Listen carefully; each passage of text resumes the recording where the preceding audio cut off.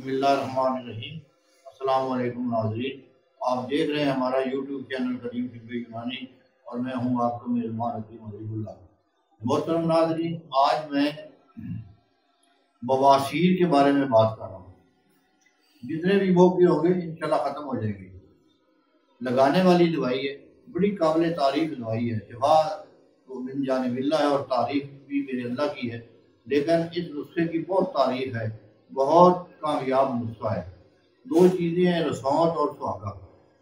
रसौंत और सुहागा, कच्चा सुहागा लेना है, खुला नहीं करना। ये रसौंत और सुहागा लेकर दोनों को बारीक करके थोड़ा सा पानी डालें, थोड़ा सा, तो इसकी रेठा के बराबर यानी बेर के मुताबिक गोली बना दें।